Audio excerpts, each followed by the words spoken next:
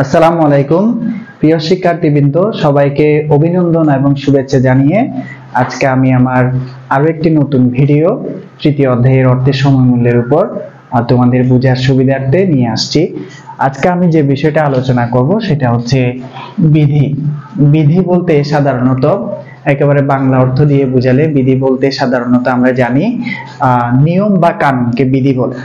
ফিনান্সে তৃতীয় অধ্যায়ে অর্থের সময় মূল্য বোঝাতে গিয়ে আমরা মূলত দুই ধরনের বিধি বা রুল দেখি। এক ধরনের বিধিকে বলা হয় বিধি 72 বা রুল 72, আরেকটাকে বলা হয় বিধি 69 বা রুল 69।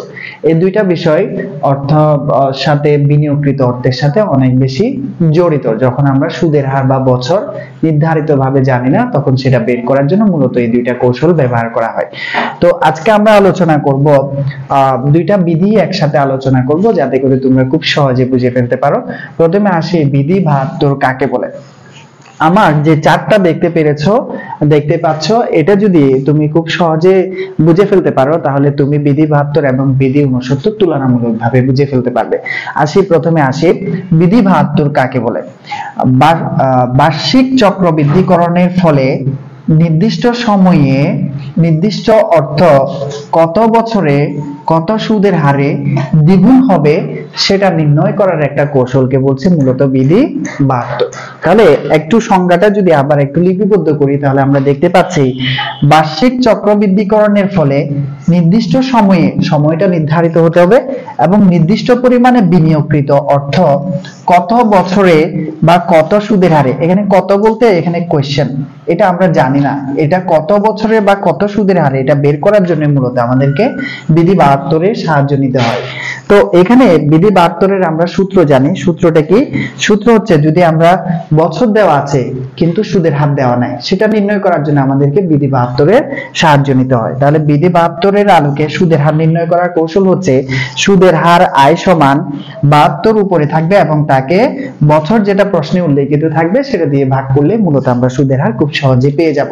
অথবা আমাদের কত বছরে দ্বিগুণ হবে, কত বছরটা নির্ণয় করার জন্য যদি বলে, তাহলে প্রশ্নের মধ্যে আমাদের সুদের হার দেওয়া থাকবে।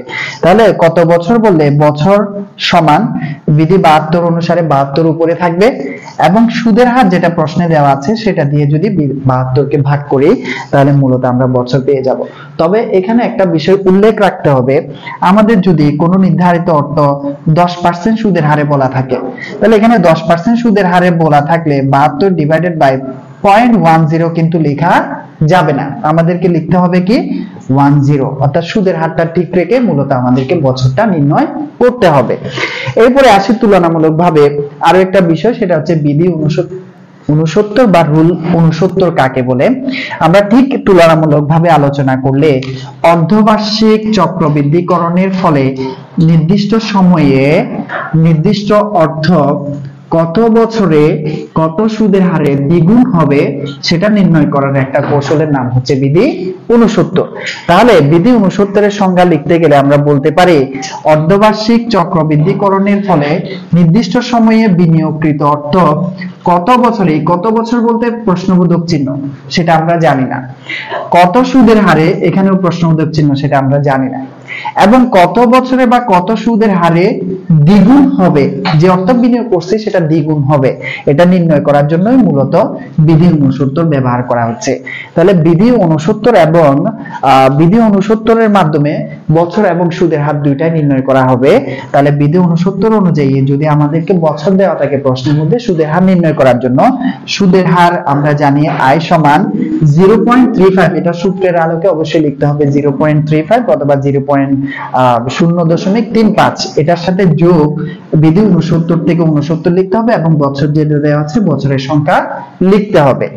এরপরে আমাদেরকে সুদের হার নির্ণয় করার জন্য এটা করেছে, কিন্তু কত বছরে দ্বিগুণ হবে এটা বের করতে গেলে আমরা জানি বছর n সমান 0.35 যোগ এটার সাথে বিধি 69 থেকে 69 এবং সুদের হার যেটা দেওয়া আছে সুদের হার সেটা লিখতে হবে। এখানেও একটা বিষয় শিক্ষার্থী বিন্দুদেরকে লক্ষ্য রাখতে হবে, সুদের হার যদি আমার এখানে 10% দেওয়া থাকে, তাহলে এই পার্সেন্টকে ভাঙা যাবে না, অর্থাৎ 10 দিয়ে 69 কে ভাগ করতে হবে।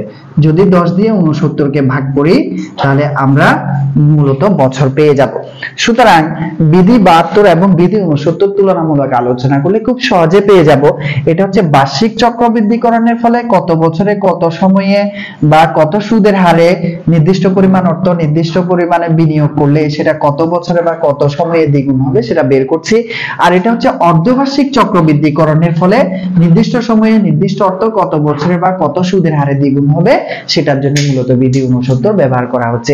সুতরাং তুলনামূলকভাবে বিধি 72 এবং বিধি 69 এর মধ্যে একটাই পার্থক্য, সেটা হচ্ছে এটা বার্ষিক চক্রবৃদ্ধিকরণের ফলে সংঘটিত হয় আর এটা হচ্ছে অর্ধবার্ষিক চক্রবৃদ্ধিকরণের ফলে সংঘটিত হয়। আশা করি প্রিয় শিক্ষার্থীবৃন্দ যারা আমার ভিডিওটি দেখেছেন তারা খুব সহজে বিধি 72 এবং বিধি 69 এর তুলনামূলক আলোচনাগুলো বুঝতে পেরেছেন এবং পরবর্তী ভিডিও পাওয়ার জন্য আমার চ্যানেলটি সাবস্ক্রাইব করবেন বেশি বেশি এবং বেল আইকনে ক্লিক করবেন এবং পূর্ববর্তী ক্লাসের লেকচারটি আমার লেকচারের লিংক ভিডিও লিংকটি আমার ডেসক্রিপশন বক্সে দেওয়া আছে। পূর্ববর্তী ক্লাসটি বোঝার সুবিধার্থে দেওয়া আছে। আশা করি তোমরা সবাই আমার ক্লাসের মাধ্যমে উপকৃত হবে এবং আমার সাথে থাকবে। ধন্যবাদ সবাইকে।